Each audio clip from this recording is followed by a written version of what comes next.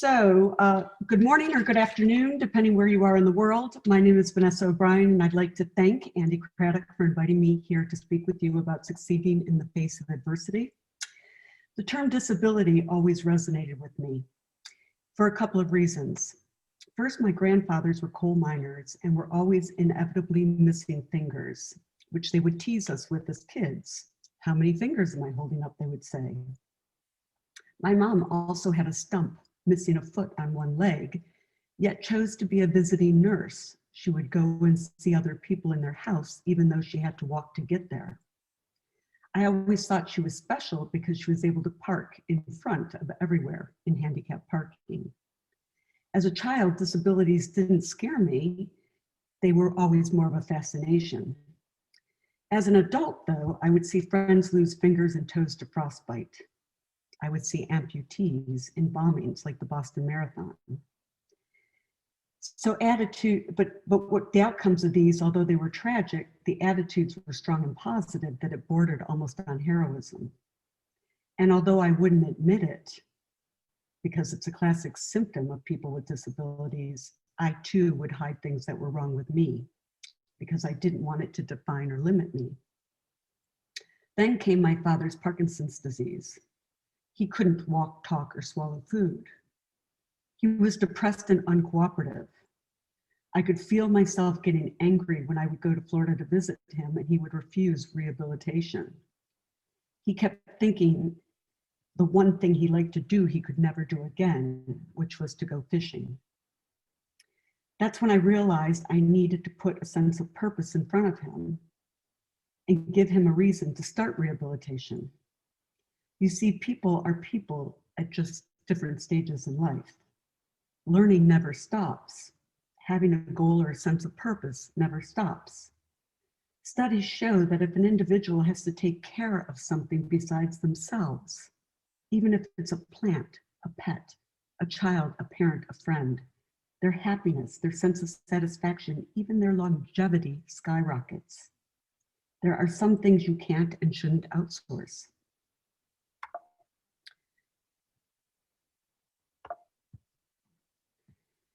I called this presentation 1 Billion United because when I Googled how many people live with disabilities in the world, guess which number popped up? 1 billion. Imagine that. Is that a lot or a little?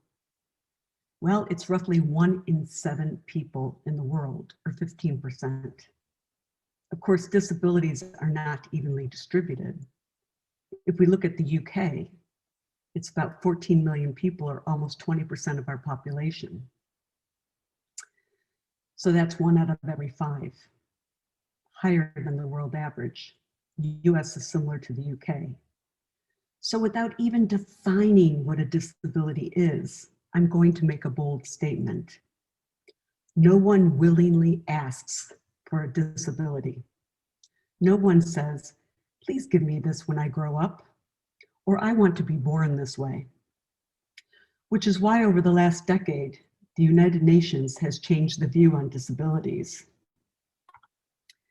There's been a paradigm shift, and the paradigm shift no longer looks at a person with disabilities as an object to be fixed through medical treatment, but a subject with rights and choices as to how he or she wants to live and what treatments, if any, he or she wants to use.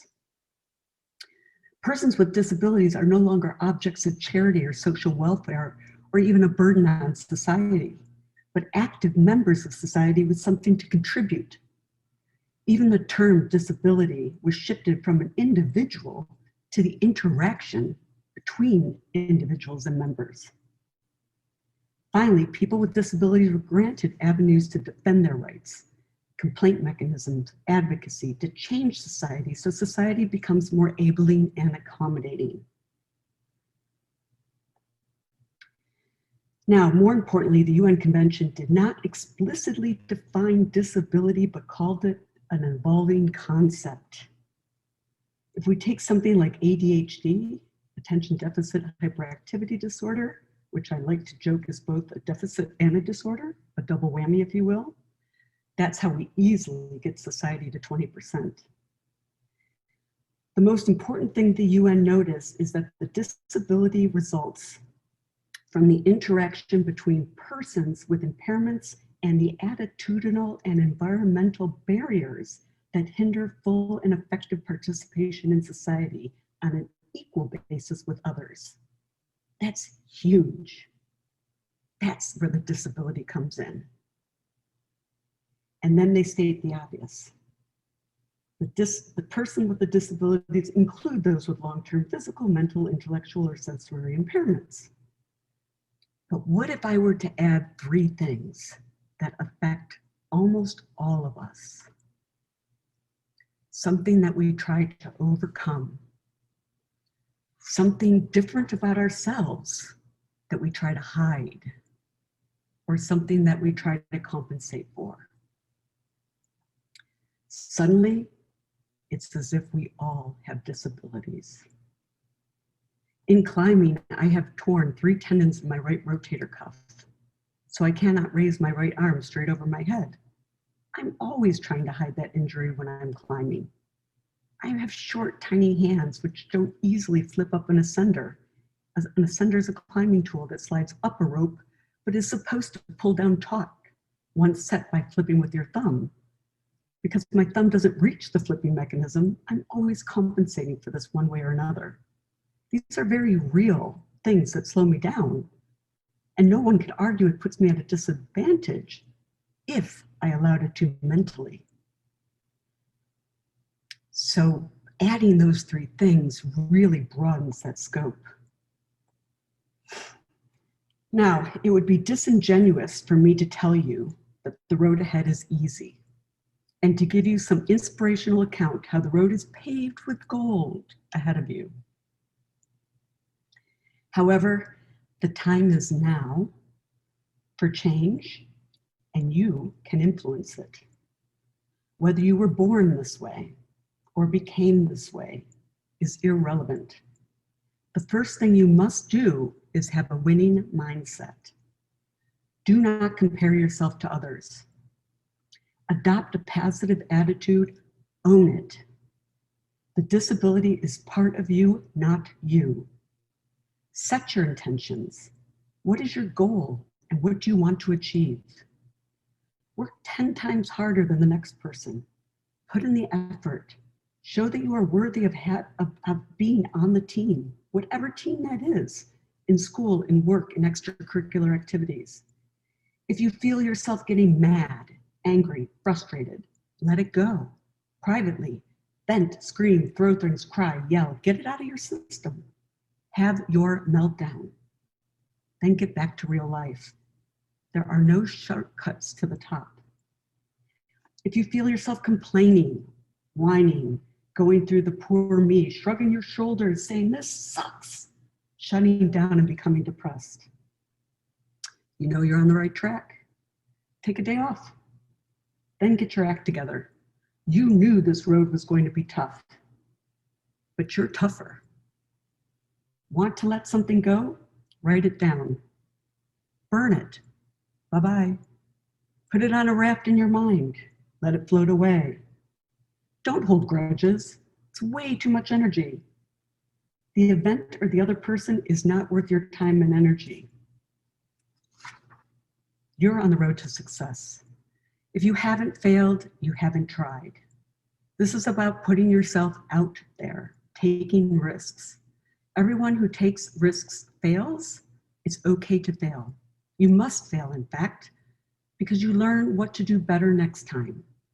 Learn to hear the word no. Don't take it personally. Take it as a challenge. Signal to people how you want to be treated. I feel like disabilities has caused social confusion, much like feminism did. Can men open doors for women, or will they get yelled at and have the door slammed in their face? Men don't know what to do. Same for disabilities. People don't know what to do, so help guide them. If you want someone to open the door, ask for help. If someone offers to help you and you don't want help, thank them anyway. Ensure social exchanges are open and pleasant, including visually. There's nothing worse than a disability that is like the proverbial men staring at large breasts. Make it okay. Avoid the taboos.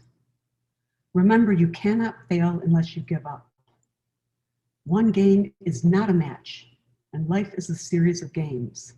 Channel all that enthusiasm and energy into something productive like advocacy, and you will make a difference in the world. I was listening to Jose Mourinho, who you will know as a coach. I can't even put him to one team anymore. But he was talking about Darwin. And what I liked about his reference is he was referring to success, not as the strongest or the most intelligent, but the one most responsive to change. Are you going to be responsive to change? Society is changing now to embrace people with disabilities. 1 billion, 20%, 1 in 5 where you live. You can influence this change. Just like Martin Luther King influenced the course of race relations by saying, I have a dream. Think of where advocacy has come with Black Lives Matter today. Black people in the US are only 12% of the population, 12%. On a global basis, 1 in 7 is 15%, and in the UK it's 20%. But people with disabilities have been shamed and embarrassed and have not yet raised their voices. I know in climbing, when I'm confronted with something so enormous, it's outside of my comfort zone, I like to break it down into digestible pieces. And my mantra is always, who are you when no one is looking? Which reminds me to be the best I can be. This is a picture of K2, which is the second tallest mountain in the world. It's only 239 meters shorter than Everest, but much harder to climb. For every 4 that climb, 1 dies. I like this picture because any sane person might walk to the base of this mountain, look up, and run in the other direction. They would be right to do so. Those red spikes at the very bottom are not people. They are simply the tallest mountains in the world, starting with the Burj Khalifa on the left. The tallest building, this is what man can do versus what nature can do. There's an enormous difference. Luckily, a mountaineer doesn't stand at the base of the mountain and look at the summit first, or we too would run in the opposite direction and fail. We view the summit like a puzzle, picking out the ridges, looking at climbing routes, researching, and breaking it down into digestible pieces. We look at possible ridges first. Okay, how can we break this down? Where would we climb? Okay, how many camps would it take to get there? I could probably get to that 1. Yeah, okay. If I can get to 1, then I can go from 1 to 2. Then I can go from 2 to 3. Go from 3 to 4, and then I can easily go from 4 to that star. And suddenly I'm not looking at this enormous puzzle, but something much, much easier to do. This to me would be a winning formula for climbing or moving the mountains before you too. But there's one more trick, and that's humor. You must keep your sense of humor. I want to show you a short video of a comedian with disabilities. And there are so many of them. So I have to tell you how hard it was to pick one because there are so many of them. So if you ever want to, Google, there are so many of these out here. And everyone will tell you that this humor comes, of course, from a dark place because this is where people struggle and why it becomes funny.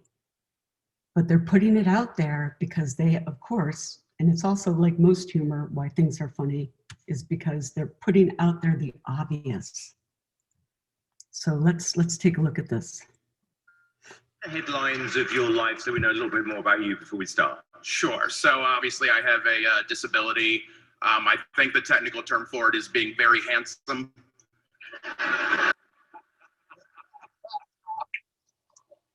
Where would you like to be? Do you want to see yourself as a touring act, TV, or Vegas? When I was growing up, there was nobody that looked like me on television, so I kind of want to be the first one that's doing all that. I want people to be able to look at what I'm doing.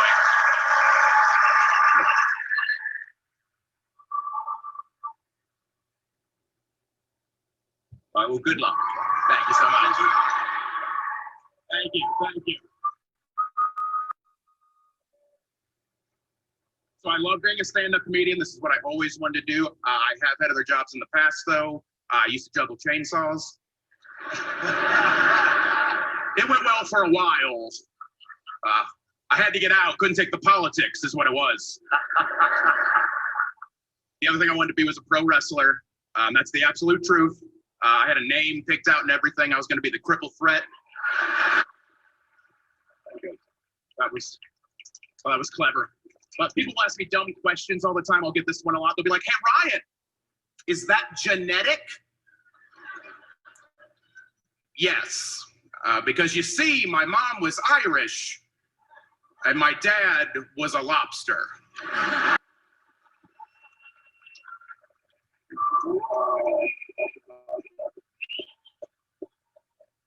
Kids are the worst, though.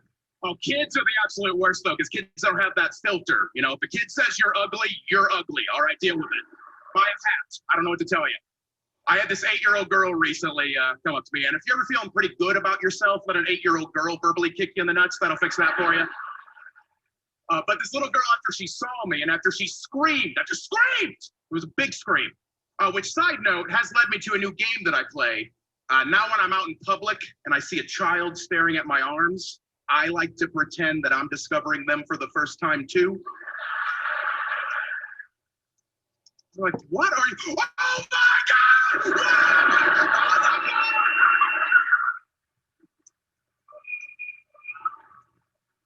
And that's why I'm not a lot of Toys R Us anymore, so. I'm Ryan, you guys. Thank you so much.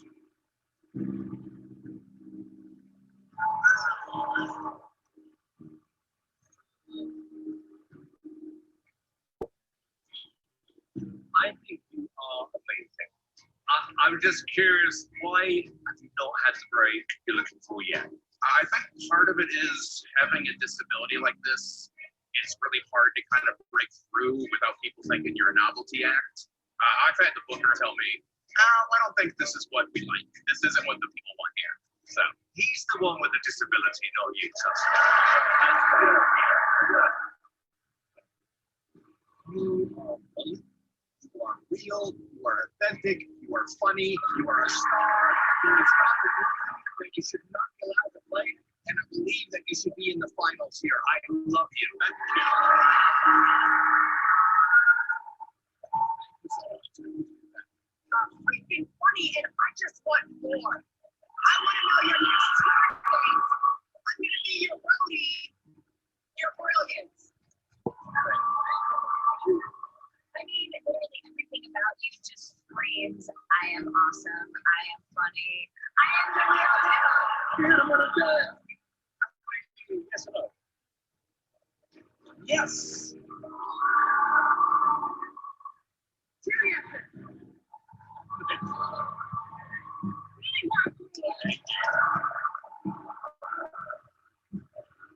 I actually know how many people are in this theatre, so you have 4,104 yeses.